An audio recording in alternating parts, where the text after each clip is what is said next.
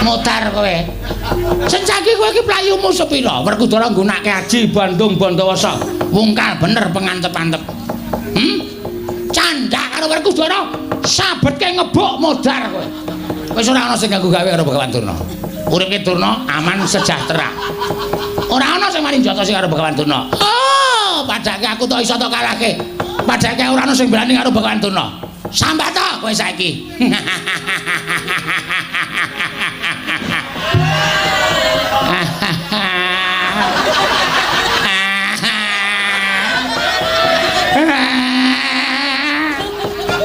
Ngopo ya, Mbah? Ora wong tuwa kok nangis. Nangis. Mergane Arep tak cucuki. ora ya, Mbah, aku ki putu sing bekti. Syukur nek ora. Nek ketoke kok Bapak mau nang ndi? Ya, makmu cilik Setyaki.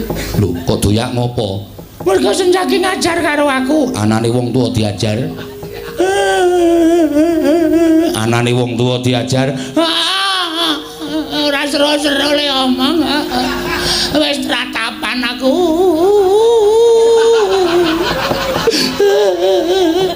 Anane wong tuwa diajar. Ya mergo aku nggawa cundha manik arep mateni Setyaki. Terus bapak ngoyak mak cilik. Sing kakon. Aku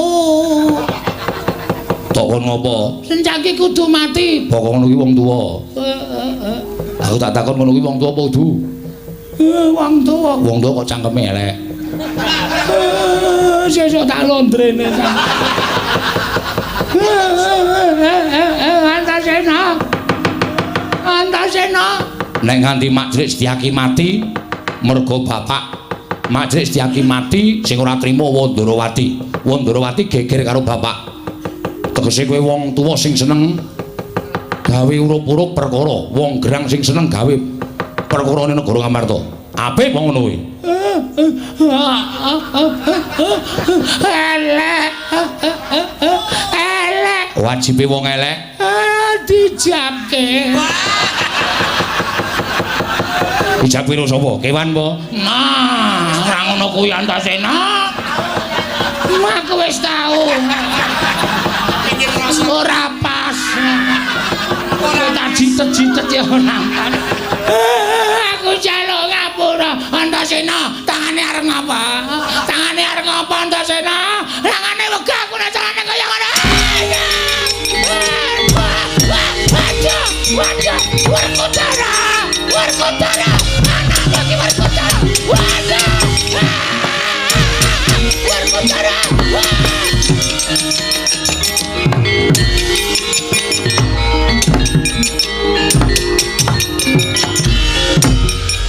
Setan.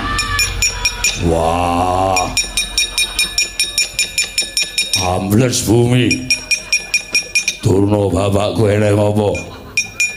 Durna bapak kowe nek ngopo?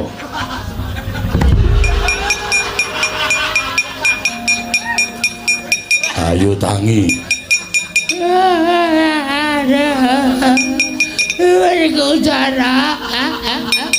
Anakmu Werkudara. Sopo? Antasena.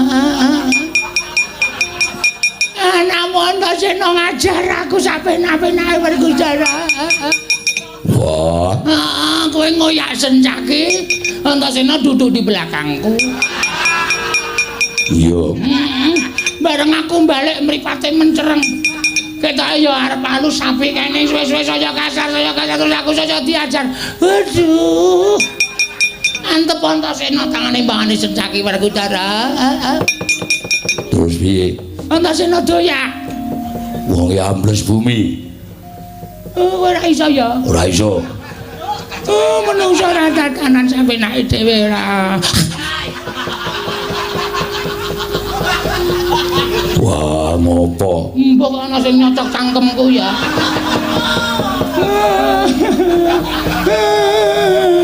Mula kowe Antasena nek ketemu kudu diajar. Aku ora trimo Antasena kok wani ngajar mbahne iki anggepe apa? Aduh. Antasena kudu tak cekel. Yo. Nek ora nganti cekel, aduh. Oh, lagi apa? Oh, anakmu tekan jero nggawa guthek. Nggugu karepe dhewe iki nek ora kecekel cuman wae iki ora.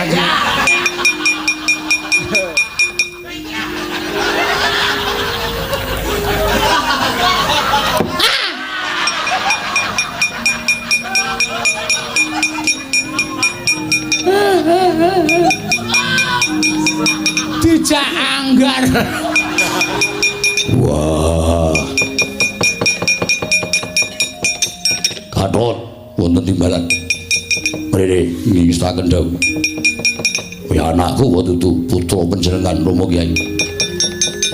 Durna bapakku dijaga ngingstaken dawuh. Aku tak ngoyak Setyaki ngingstaken dawuh. Iki serius ora iki?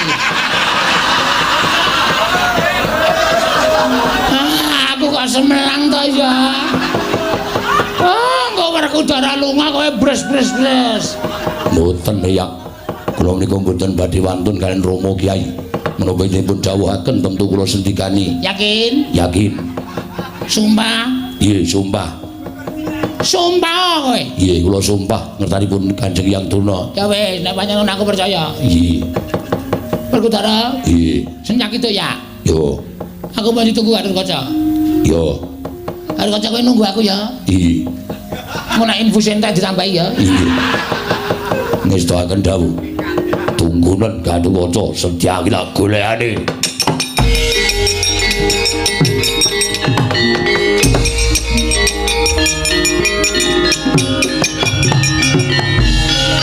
Gatotkaca. Wonten dawuh ya.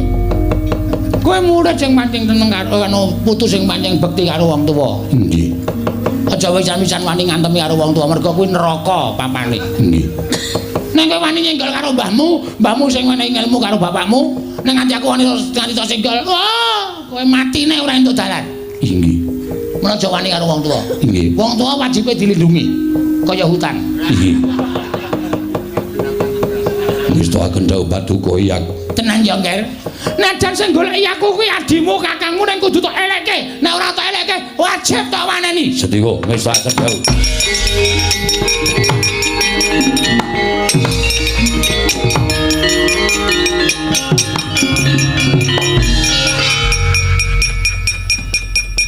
Antarjai.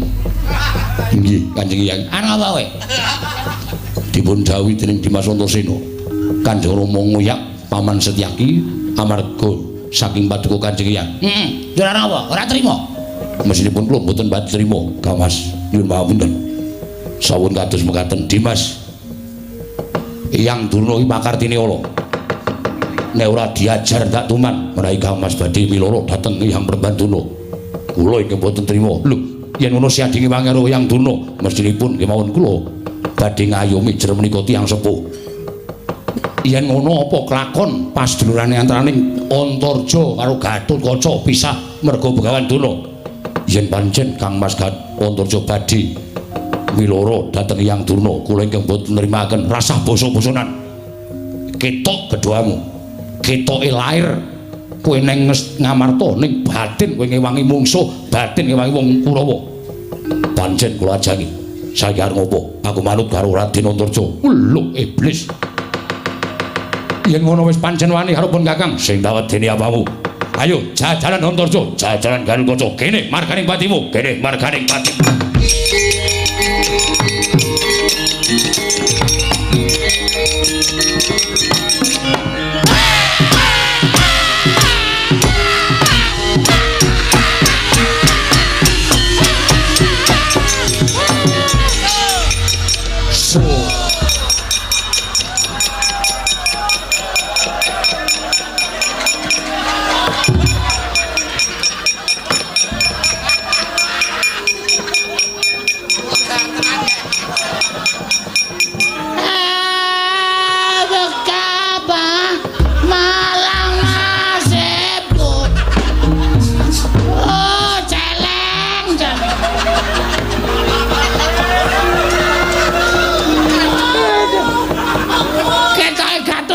Ya tenanan liar nglabuhi karo aku. Menjeyang. Kula badhe lapor nang menjeyang. Antarja teka ya mripate abang tenan. Kyatut kaca pisah sedulurane. Aku ngewangi Paman Jaki kowe ngewangi Bawadana. Iki mergane maneh Bu. Iki aku wis mempeng banget modiar. Anak werku rada gelut. Kok sing nggo sasaran kok mestakaku. Dieng dieng dieng dieng. Maune iki lomba. Maune iki ming mak des des des. Bareng arep rampung kok des des des des. Oh, apa-apa ki nek rampung kok cepet. Jeng jeng jeng jeng jeng jeng jeng jeng jeng jeng jeng jeng jeng jeng dedeng tandeng tuso.